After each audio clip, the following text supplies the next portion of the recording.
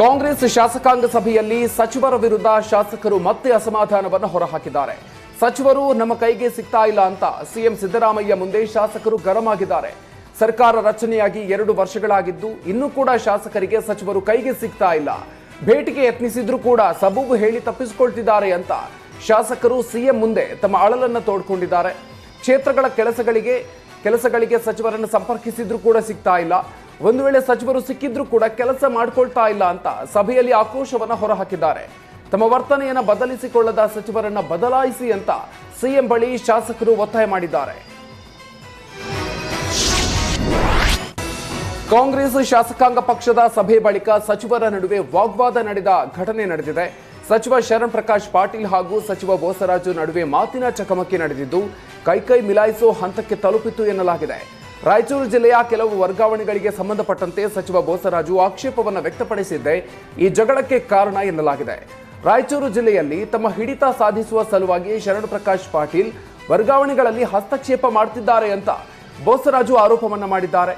ನಾನು ರಾಯಚೂರು ಜಿಲ್ಲೆಯನ್ನು ವರ್ಗಾವಣೆ ವಿಚಾರದಲ್ಲಿ ಯಾಕೆ ಪತ್ರ ನೀಡುತ್ತಿದ್ದೀರಾ ಅಂತ ಬೋಸರಾಜು ಪ್ರಶ್ನಿಸಿದ್ದಾರೆ.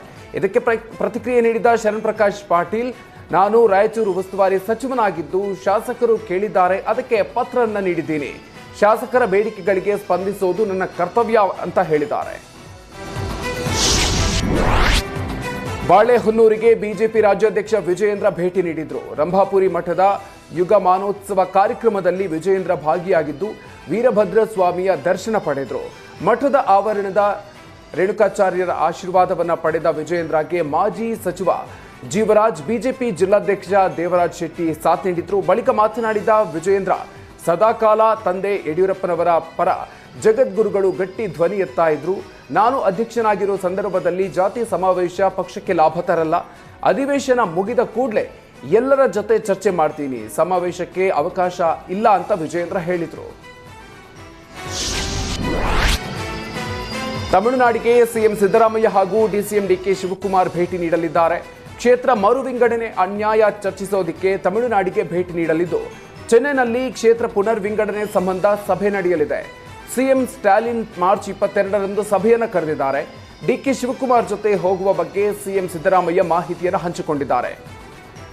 ಡಿಲಿಮಿಟೇಷನ್ಗೆ ನಿರ್ಧರಿಸಿದ್ರೆ ಕ್ಷೇತ್ರಗಳು ಕೈತಪ್ಪಲಿದೆ.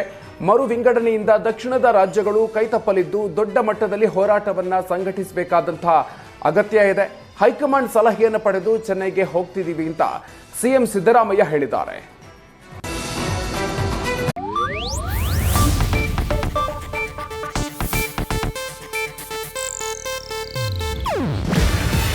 ಇದು ಏಷ್ಯಾನೆಟ್ ನ್ಯೂಸ್ ನೆಟ್ವರ್ಕ್ ಪ್ರಸ್ತುತಿ. ನೀವು ನೋಡ್ತಿದ್ದೀರಾ ಏಷ್ಯಾನೆಟ್ ಸುವರ್ಣ ನ್ಯೂಸ್.